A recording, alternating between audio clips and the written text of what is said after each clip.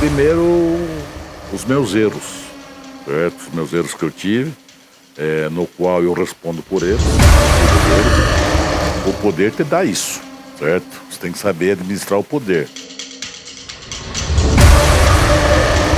Acima de tudo, sabendo que o poder não pode vir pela cabeça, certo? Ele tem que vir, você usar ele para as pessoas que realmente precisam, certo? E fazer com que isso aconteça no decorrer do teu mandato, seja ele 4 anos, seja ele por eleição. Não sei se será pelo União Brasil. Eu tenho uma proposta, até conversei muito com ele esses dias agora, que é o Max, está migrando para o Podemos. O Podemos é um partido que vem forte.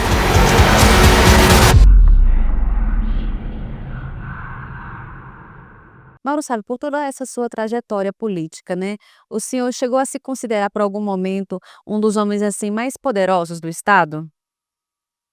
Bom, primeiramente, Luana, é uma pergunta que começa mexendo com a gente, porque o poder te dá isso, certo? Você tem que saber administrar o poder.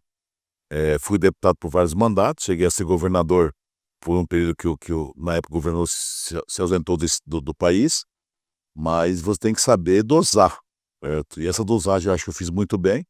Eu nunca falei: eu sou", eu estou. Eu estou deputado, eu estou governador, eu estou presidente, eu estou vereador. Eu não sou vereador, eu não nasci vereador, porque quem me deu o poder foi o povo. E eu tentava, de uma maneira ou de outra, fazer com que o povo entendesse que era passageiro. E eu me policiei para saber disso. Então eu acho que os meus mandatos foram feitos, com serenidade, com uma responsabilidade e, acima de tudo, sabendo que o poder não pode vir pela cabeça, né. Ele tem que vir, você usar ele para as pessoas que realmente precisam, certo? E fazer com que isso aconteça no teu decorrer do teu mandato, seja ele 4 anos, seja ele por eleição. Uhum. E hoje quem é Mauro Sávio, né? O senhor atua como empresário, o que que faz parte da rotina do senhor, né, e também qual que é a sua idade atual? 62 anos. Mauro Sávio é uma pessoa normal, uma pessoa que teve vários mandatos, que ficou fora da política, uma pessoa que hoje é casado com a Ruth, tem os filhos, que foram do outro casamento, são 2 filhos. Tenho hoje, com a Ruth, me trouxe mais 3 filhos, que eu estou muito feliz com eles. E eu sou agropecuarista, tenho um pouco de gado, certo? O preço hoje está bom. E vivo minha vida tentando ajudar as pessoas. Gosto muito de fazer isso e deu certo. Com a minha mulher tenho várias, questões na condição de fazer o bem para os outros, na questão social. Eu tenho acompanhado essas coisas aí e ajudado ela no que tange as questões sociais. O senhor agora pretende retomar a vida na política e o que tá por trás dessa motivação?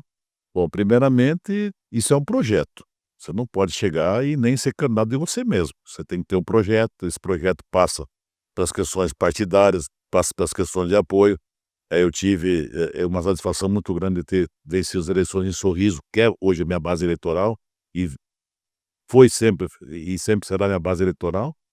Eh, as pessoas que me apoiaram antigamente, a gente conversou muito sobre isso, e eu estou construindo, certo. Eu não sou candidato de mim mesmo, tenho um grupo político, esse grupo hoje pertence, ao governador, à classe política que tange ao Palácio do Paiaguás, e estou formando esse projeto. Esse projeto, logicamente, depende das pessoas, depende do apoio das pessoas e construindo esse projeto, chegando na época da convenção, se eu estiver apto, a concorrer e com um apoio suficiente para chegar ou pelo menos disputar, com certeza serei candidato.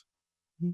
E qual cargo que o senhor pretende disputar e já tem em mente, assim, um partido também, uma aliança política? Eu tô hoje no União Brasil, certo? E o cargo que eu pretendo disputar, se eu for disputar, vai ser estadual. É o cargo que eu me sinto melhor, que eu tenho, um trabalho já feito, uma bagagem muito grande, 4 mandatos, e vai ser, não sei se será pela União Brasil.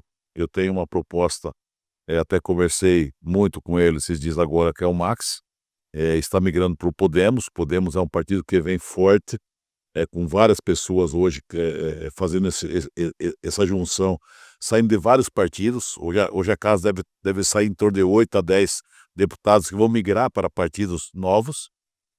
Há uma questão muito, latente hoje na questão, do país, que são as federalizações. Já juntou o União Brasil com o PP, deve juntar o Podemos com o PSDB, deve juntar o pessoal da esquerda junto com o PT, que outrora foi o PSOL e o PV, e nós estamos aí tentando, ir num partido onde nós vamos disputar a eleição, certo? Ganhar é consequência de trabalho, mas disputar a eleição é consequência de escolha. Então eu vou escolher um partido que eu consiga disputar a eleição. Uhum. E falando em política, Mauro Sávio, como que o senhor avalia o momento atual da política mato-grossense com esse crescimento dos conservadores no estado? É uma política que foi feita de divisões, ou extrema esquerda ou extrema direita, certo?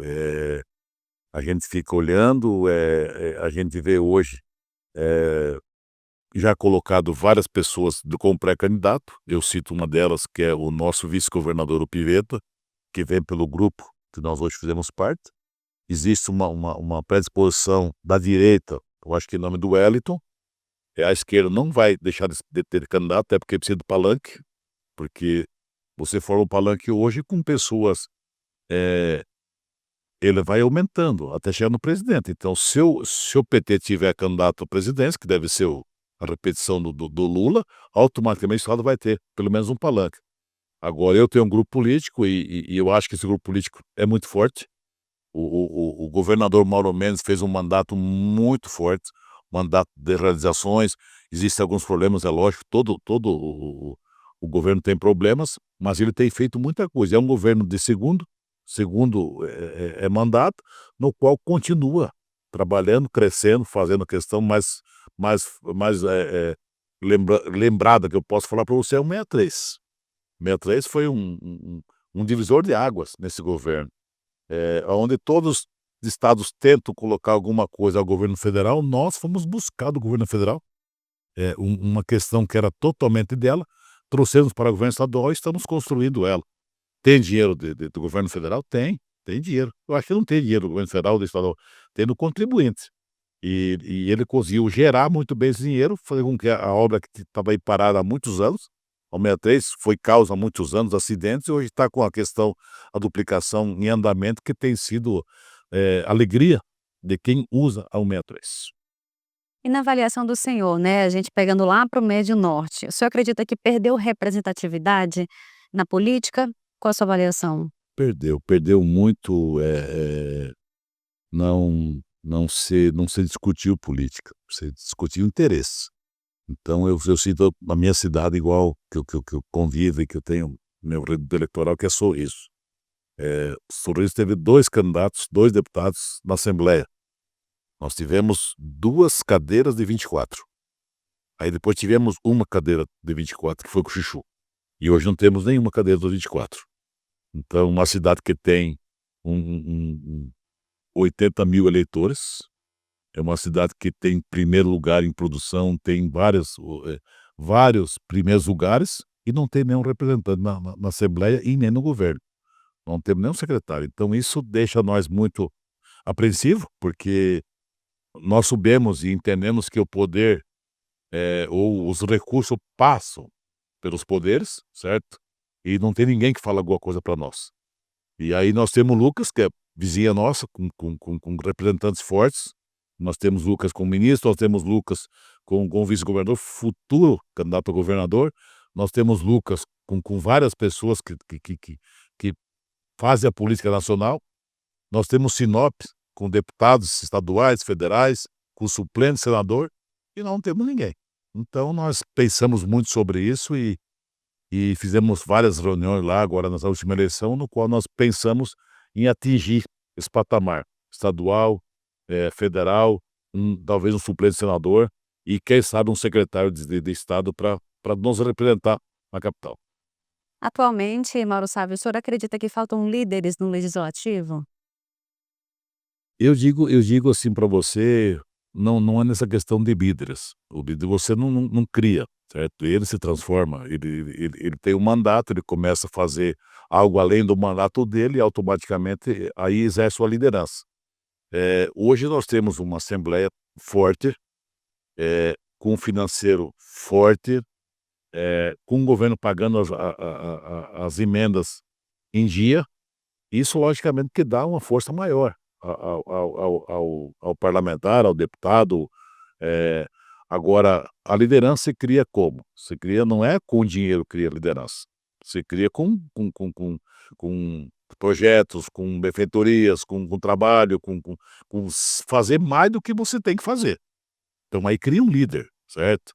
E hoje poucos se despontam. Eu cito o Marx não por ser presidente, Janaína, também uma líder, mas são poucas pessoas e nós tínhamos muito mais na época, com menos dinheiro.